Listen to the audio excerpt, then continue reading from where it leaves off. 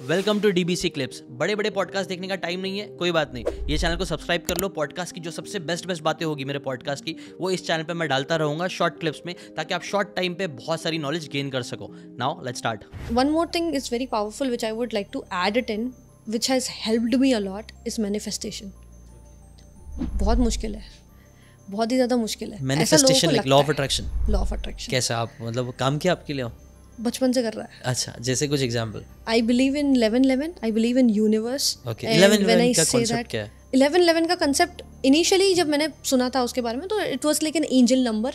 जब तुम उसको देखते हो तो ऐसा होता है कि you are going into the right path. Okay, अगर तुम्हें बार बार दिखता है तो फोन में, तो मेरे साथ यही होता था। I used to see all the lucky numbers, 2222, 1111, 444। Still I do. Okay, ऐसा नहीं है, कभी लोग बोलते थे कि नहीं अब तू देखती है ना तो तेरे को जबरदस्ती ऐसे दिख जाता होगा फोन में, but never, it just used to come. मैंने कहा ये क्या चीज़ है, ये नंबर क्या है? And then when I understood, starting में सिर्फ नंबर्स को देख के मैं अट्रैक्ट कर रही थी, but I understood it's just your own belief. तुम नंबर को देख के कर लो, या किसी सामान को देख के कर लो, या किसी और चीज़ को देख के कर लो, वो तुम्हारा बिलीफ है। And if you believe that you are gonna be that person, तुम्हारे अलावा तुम्हें कोई नहीं रोक सकता है। If anybody can stop you, it's you.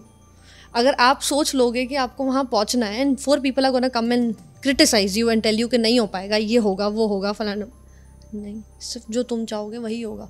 And बहुत ज़्यादा कम्युनिकेशन क्लियर होनी चाहिए outside. I think that there is some universe out there, and the communication should be very much clear that if I want to be something, I just say it that मुझे ये चाहिए, and I work on it. I implement things. I do hard work. ये नहीं कि 4 महीने कर लिया उसके बाद मैं बोलूँगी कि नहीं यार अब मुझे ये नहीं बन। 4 महीने में कुछ नहीं होता है। I took minimum 2 years to understand an entire thing. For an example, जब बैंगलोर आके ये जॉब वगैरह चल रही थी, I kind of did it for 2.5 years. तो जॉब छोड़ के the next thing which I did was a business which was 11-11 meals. इसका नाम भी मैंने ये रखा था। So this was a restaurant, this is something, a cafe which I attracted. उस रोड पे जाते टाइम हर बार ऑफिस में मैं ये सोचती थी मेरा यहाँ पे कैफे होगा with this name, and I made it happen. होगा। इट्स नॉट चाहिए, हुआ तो, इफ, कैन, होगा, यहाँ पे चाहिए। So I use to go and manifest that. और मैनिफेस्टेशन में ये नहीं होता है कि जस्ट तुम सोच रहे हो तो ये सोच रहना है मुझे चाहिए मुझे चाहिए मुझे चाहिए, ऐसे नहीं होने वाला है।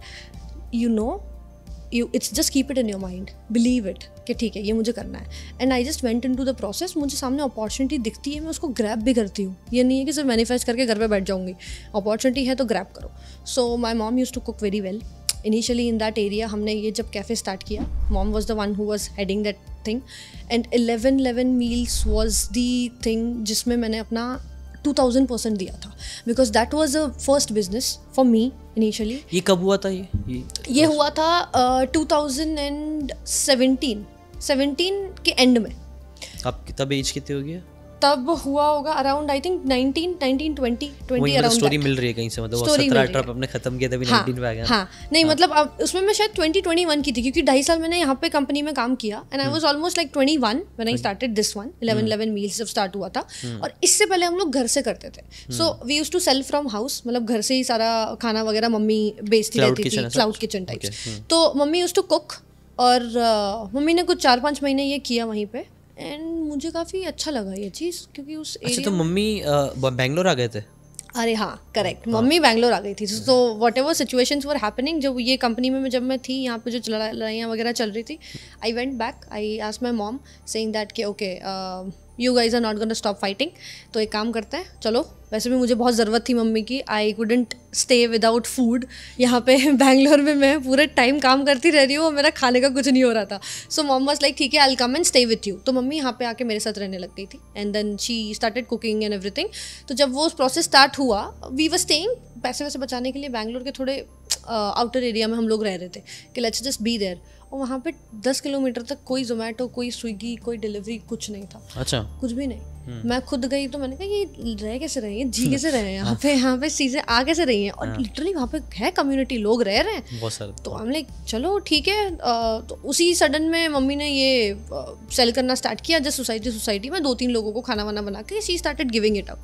तो हम लाइक इसमें पोटेंशियल लग रहा है, देखते हैं। 6 महीना मैंने मम्मी को ऑब्जर्व किया, वो अपना घर में जस्ट बिजी रहने के लिए करती रहती थी। And then when I saw, I am like ये अच्छा लग रहा है मुझे, मुझे इस पे काम करना है, क्योंकि ये वाला जो काम है ना, इससे हो चुकी हूँ मैं bore.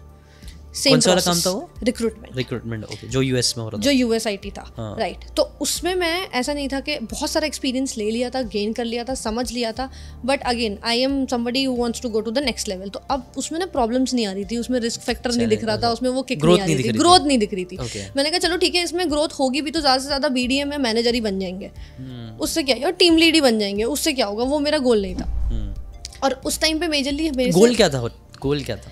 Goal is always that मेरा एक्सपीरियंस और मेरे वजह से if there are 5, 10, 15, 50 people are getting affected, उनकी लाइफ में कुछ बेटर हो पा रहा है, and if I am able to get that much of employment out for as many people as possible was my goal.